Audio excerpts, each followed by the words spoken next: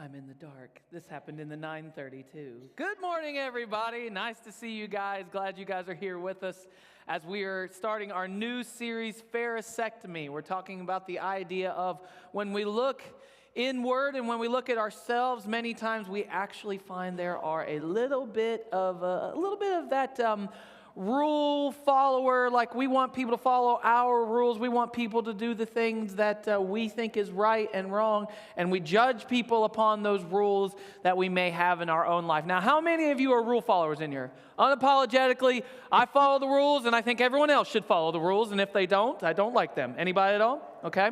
All right, how many of you like the rules, but sometimes you like to bend them a little bit? Anybody? Some people? All right. How many of you are like me and you're fine with rules as long as they're not stupid? Anybody at all? I'm the same way. I don't mind rules just as long as they're not stupid, right? When someone says, well, you're not allowed to do that. But that's stupid. Everyone should be able to do that, right?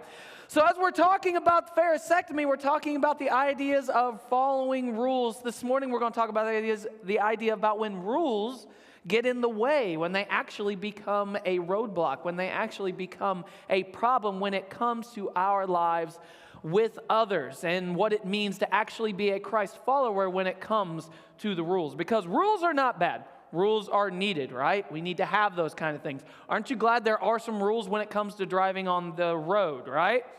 Now, we don't like the rule that you have to go 55, but we do like the rule that you go that way and I go this way, right? Because if there was no rule, I may end up in a head-on collision, right? So there are certain rules we like, some we don't. If you're like me, I'm the guy that drives, and when I'm in a hurry, everyone else around me is stupid because they're driving slow, right? Or when I'm not in a hurry and someone flies right past me, I'm like, "Do you see that maniac? Calm down. You heading to the hospital?" We all just follow our own rules when it comes down to it. So as I was preparing for this message, I was thinking about the ideas of dumb, stupid rules, laws, right? And I thought I'd go to the world of the internet, right? Because everything's true about the internet, right? So I don't know if this is true or not, but I looked up weird Ohio laws and just some strange things just in the good old state of Ohio that you're not supposed to be able to do. They say that in Cleveland, it is illegal to catch mice without a hunting license. Those must be some big mice, man. Wouldn't that be funny if you go there and people just have like mice on their wall, like they like taxidermy them, and I don't know, it'd be strange. In Columbus, it's illegal to for stores to sell cornflakes on Sunday. I don't know why. But my thing is, like, can you bend the rules? Can you have frosted flakes on Sunday? Like, Your Honor, my flakes are clearly frosted, right? Like, I don't know. I don't know what the rule is on that one. I think it's kind of weird. In Toledo, it is illegal to throw a snake at anybody. I think that should just be illegal everywhere, right? Like, who's throwing snakes? Who throws a snake? I don't know what's happening there. Maybe there's some church services around here that are throwing snakes. I don't know. In the state of Ohio, and this one I thought was funny, in the state of Ohio, it's illegal to kill a housefly within 160 feet of a church without a license. I don't understand why, like, are flies holy? Like, I don't know if that's some kind of religious exception or what the case may be. But there are some strange rules, you know. Sometimes those are real, fake, or they're what's the word? They're made up a little bit of a bigger deal than they actually are. But a lot of times what you find is rules are set in place because something happened, right? There are rules set in place because we're very reactive. Somebody does something dumb, and now we have to put that you can't do this, so that way other people know not to do it, right? Like, I love if you look back on, like, you know, like deodorant or something, and it's like, do not consume. It's like, who's eating deodorant? Who is doing this, right? Who was the person who took a chomp on one and died, and they were like, no more, we can't let him eat it anymore. Like, what is happening, right? So a lot of times we look at laws and we look at rules and we may think they're dumb, but there's some reason why it's there. The same way with God's law. The reason we have God's law is because of our sin. It's because of our shortcomings. Happened from the very beginning. God in the Garden of Eden with Adam and Eve, everything was great, grand, wonderful, perfect, right? God said, you have all this in front of you, right? One thing. Don't do one thing. That's all I'm asking you to do. One thing. Don't eat from this tree. Just don't do it. All right? Serpent comes on the scene, says, did God really say you couldn't? Like, you should try it out. I think it'll be fine, right? Just do it. It's fine. What is he keeping from you? You should do it. So, because they wanted to be God, because they wanted to have the knowledge of God, they were like, okay, I'm going to eat it. And from that day forward, we have all dealt with our sin. We have all dealt with breaking the rules. So God and his people, the Israelites, he gave them the law. He gave them the Torah. He gave them the scripture. He said, these are the things you are supposed to do. A lot of us remember the 10 Commandments. Some of us were taught that from a young age. You hear about the 10 Commandments, but there's a lot more than 10 that they were told to follow, okay? And what ends up happening is there's these guys that are set in place, and what they end up doing, they interpret and they enforce and they judge people upon the law, and they were called Pharisees. And these guys were in people's eyes, very holy, righteous, rule and law keepers. And so Jesus butt heads every single day with the Pharisees. And why is it? Because of the rules and the law.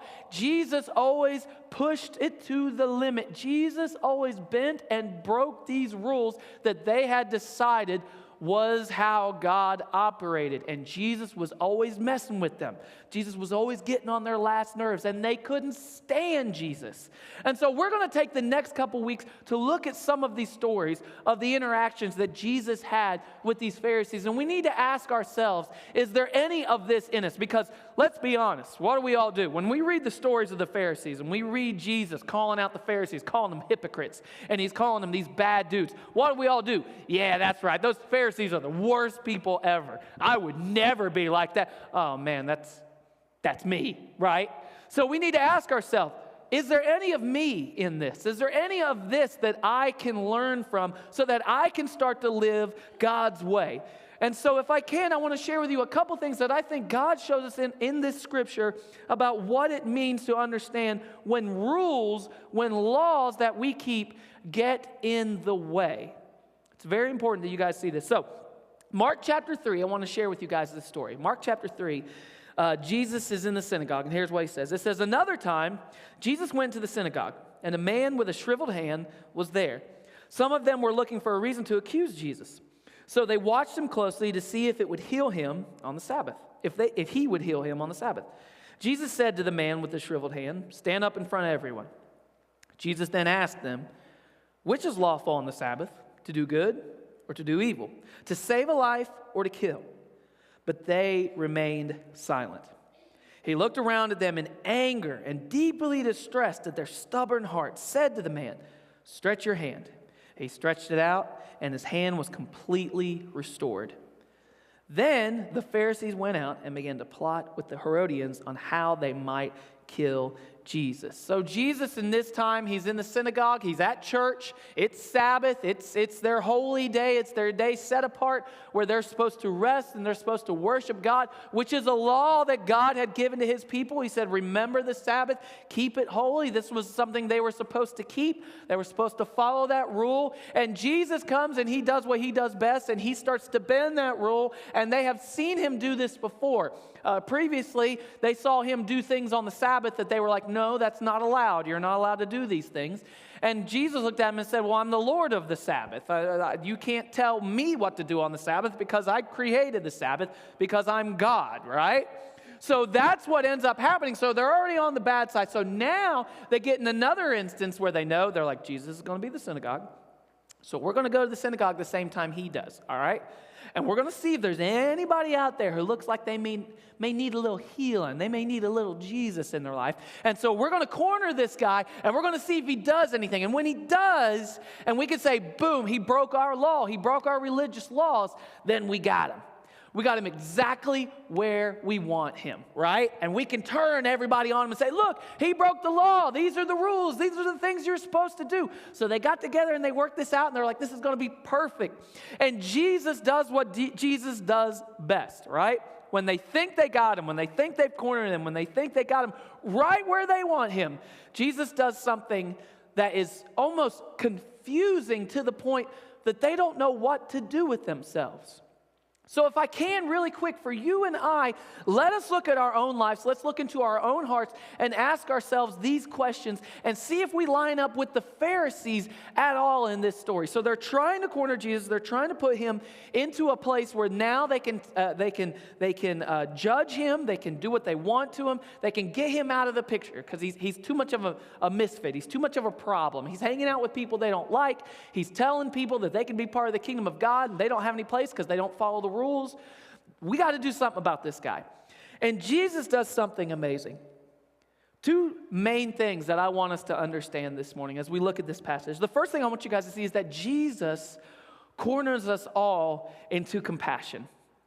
Jesus takes us from a place where we now have to look at ourselves and say, are we being a compassionate people?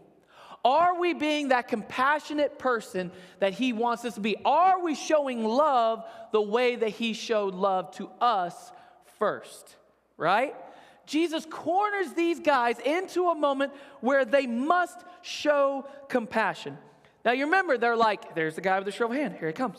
Look at him. Oh, Jesus is going to do it. Here it comes. Jesus is going to heal him. And when he does, we got him. Here it happens. That guy comes to Jesus and Jesus says, stand up. Stand up. And they're like, all right, here we go. We're going to get him. Everybody's going to turn on him right here. What does Jesus do? Jesus turns to them and look what he says in verse 40. Then Jesus asked them, which is lawful on the Sabbath?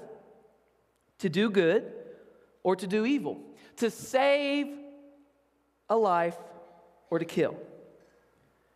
You now see, what's interesting about the Pharisees is that they took this to a whole nother level. If you know anyone who is an Orthodox Jew or someone who follows that, the laws are very hardcore, guys.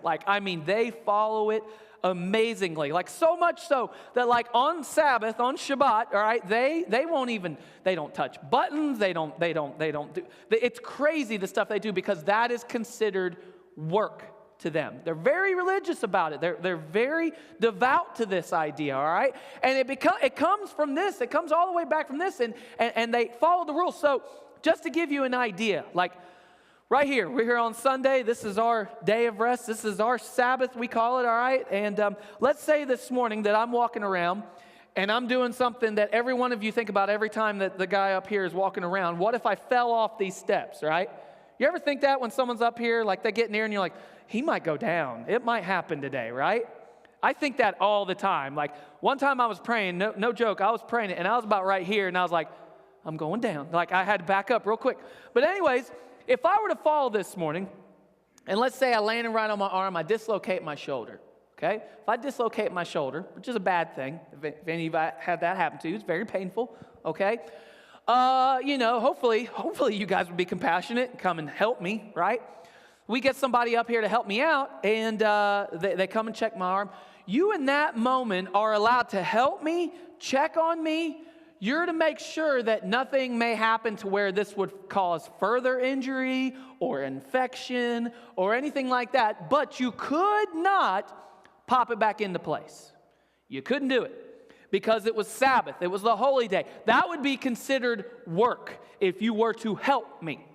So what ends up happening is the Pharisees start putting these rules into place, and what they have done, they have made it so hard, they have made it so almost impossible to follow all the rules that what has happened is people's hearts have now become hardened to showing love and compassion and acceptance to others.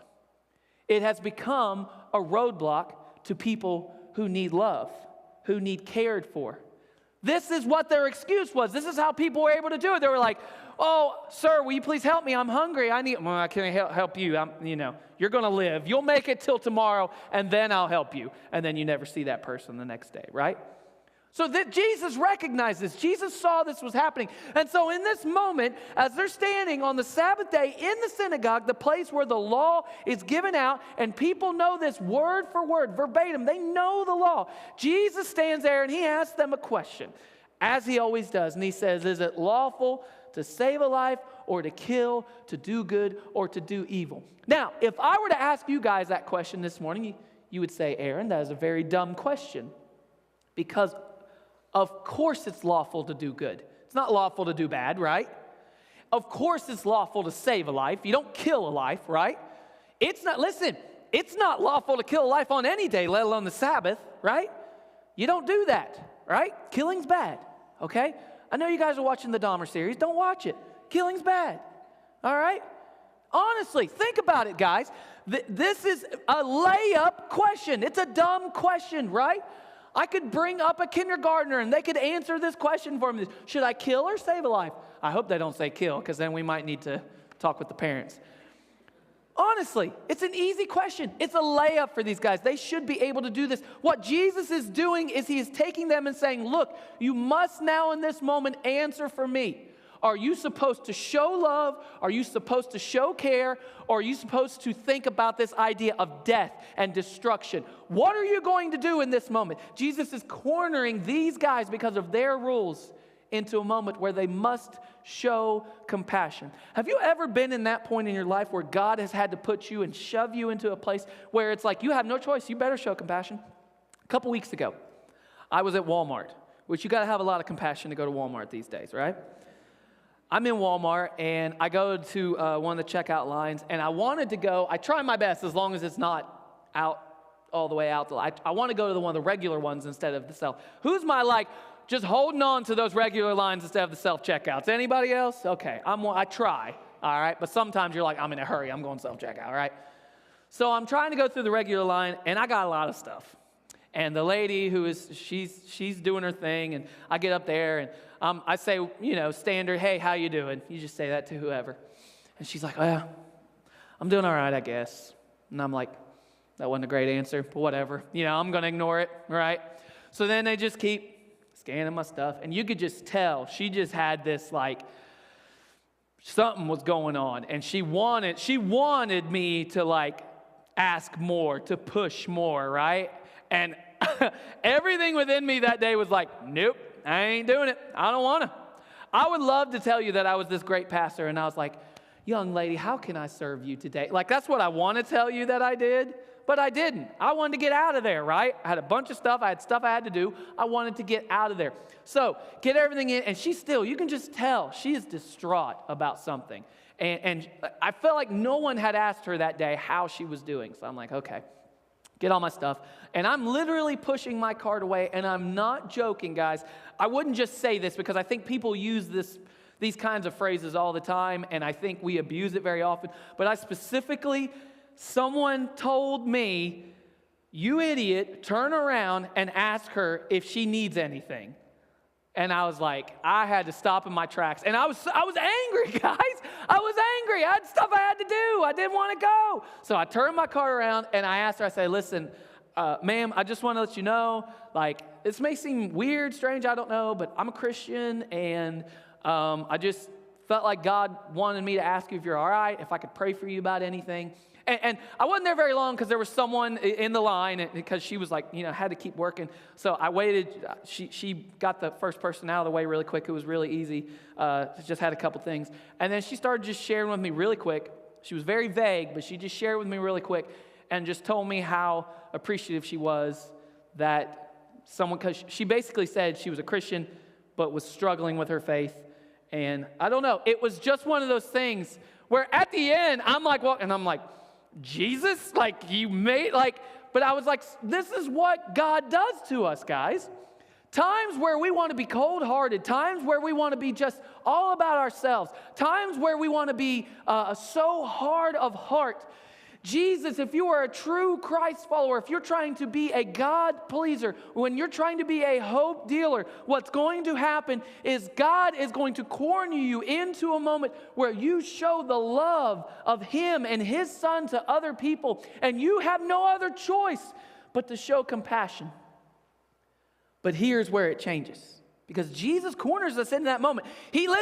Jesus draws that line down for us sometimes. And He says, listen, are you going to cross this thing and be compassionate? Or are you going to be hard-hearted? Are you going to be cold to these people? Are you not going to show my love to other people because you are so wrapped up in the rules and the laws that you are not going to show my love to other people? Look at what else Jesus does. Not only does He corner us into compassion, but He corrects us by caring. Jesus not only shows us that compassion, that love, but He shows us how to be corrected by how He cares. Now, what did I say? This was a layup question for Jesus, or from Jesus, right? It's an easy answer. Like literally, it's like the one you're watching at home when you're watching Jeopardy, and you're like, everybody knows this answer, dude. Come on. You should say, yeah, good and life. Those are the choices. Easy, done. Easy A. What do? They remained silent. They didn't answer. They could not answer. Jesus corners them into a place where it's you have to say one thing or the other, and they cannot answer Jesus. Why do they remain silent? Because even though this answer seems like a layup for everyone that's there, the Pharisees, the experts in the law, the guys that know what the answer is, these guys refuse it because they know that if they say yes, that it's lawful to heal on this day and they can do it. That would then acknowledge, like, okay, you are the Lord of the Sabbath. And they most definitely didn't want to do that. They didn't want to give up their power. They didn't want to give up their influence. They weren't going to give that to Jesus. And they knew that they said, no, it's unlawful, you can't do this thing, that they knew that now their principles, their ideas of what the rules were, would be wrong and everything would be flipped upside down. So they were put into a corner by Jesus and they didn't know what to do, so they just huddled up. They just said, I'm not going to answer. What's Jesus' reaction? Jesus' reaction to their non-answer is where we see how much he cares for us. Verse 5, he looked around at them, the Pharisees, in anger and deeply distressed at their stubborn hearts. He said to the man, stretch out your hand. He stretched it out, and his hand was completely restored. Jesus' reaction to these guys, was two things: anger and grief. Another translation of the part where it says deeply distressed is grief. And this isn't just Jesus like, I'm angry. Jesus isn't just, oh man, I'm worried about these guys. No, this is some serious reactions that Jesus is having. Jesus is not happy. Jesus is tore up with the way that they couldn't even answer the simple question of, should we save life? Should we do good? They can't answer it. So Jesus now shows anger and grief to these Pharisees. His anger opposes that hardness that is in their heart. He sees, because of their sin, because of the things that they can't even see past their own face, they don't understand that because of their sin and because of their jealousy and because of their hate and because of their anger towards people who don't follow their rules and judge those people who don't do things the way that they think it should be done. Because of that, Jesus has anger for them. This shows us God, right? This shows us what God does, because here's what's so important. When we see Jesus' reaction, we must understand this. We are told to emulate and follow Jesus. We are supposed to try and live our lives the way that Jesus shows us we're supposed to do it, right? Do we mess that thing up? Incredibly. But look at Jesus' reaction to this. When people have heart of hearts, Jesus has anger towards that. But here's what's great about Jesus. Because he is 100% man and he's 100% God, not only is he angry because of their sin, but he is able to have grief in his heart because he knows that because of their sin, because of their hardness of heart, they have turned from God and they are far from him. And because of that separation, he has grief and he has pity because he cares about him, because he loves them. I want you to know this morning, I don't care if you're the lawmaker, the rule maker, or the rule breaker in this building or where you're watching online. It does not matter. He cares about you. He cares about you so much that he doesn't want you staying where you're at right now. He accepts you and loves you for who you are, but he cares way too much about you for you to stay right where you're at. Jesus shows anger and grief. Look at what Jesus says what happens in verse 6. The Pharisees went out and began to plot with the Herodians how they might kill Jesus. The rule makers, the law followers, have resorted to conspiring murder. A famous writer once said, "Could there have been a worse way of violating the sanctity of the day God set apart for the well-being of his people than to plot to kill the Lord of the Sabbath on the Sabbath day?" It's absolute pure irony that the Pharisees were so worked up with Jesus breaking the rules that they themselves were breaking God's law on the Sabbath and plotting murder. Have you ever been so worked up with other people for not doing what they're supposed to be doing that you're not doing what you're supposed to be doing? Turns it on us real quick, doesn't it? You see, we look at that and we say, those Pharisees, those horrible guys, those awful people. But then it makes us look at ourselves. That's what's amazing about God's Word. It tells us that when we look into the mirror, what do we see? We see ourselves. We see where we're at in our life. We see what it is we're supposed to work on and to figure out. Through Jesus, this is the only way that we're able to do this. I want you to know this morning that if you have a hard heart toward any situation in your life, whether it's someone that you have in your life, whether it's God Himself, I want you to know that that hard heart brings Jesus anger this morning. It brings Him true, godly anger. And it brings Him grief, and it tears Him up inside that you and I have become so hard-hearted in many areas of our life that we are unable to see His love and His care and His compassion. So I ask you this morning. Where is your heart? Is it hard? Do you struggle showing compassion? Do you struggle showing God's love to people who maybe aren't following the rules? Maybe for you, you've broken some rules. And because you've broken those rules, you have hardened your heart to the idea that God could love you, that God could save you, that God could change you, because you've broken the rules. Do you know how many people that I talk to, how many people that you have, think about it, how many people have you invited to church? How many people have you invited to small group or whatever it is? You've invited them to this thing or you want them to come be a part of what you're doing, and they say, well, I got to fix some stuff first. I can't be there. Why has that been an issue? Why has that been a problem? Because they think that this is a room full of Pharisees. It's true. And so this morning, as we talk about pharisectomy, let us look inside our own hearts and ask ourselves, have I been hardened to showing God's love to people? Have I been hardened to the idea that God could love me, that God could care for me? Because right now, He's cornering every single one of us into a moment of compassion, of love and acceptance. That doesn't mean the rules disappear, right? That doesn't mean that these aren't here for a reason. These are here for God's people to please God and God alone, not to please others.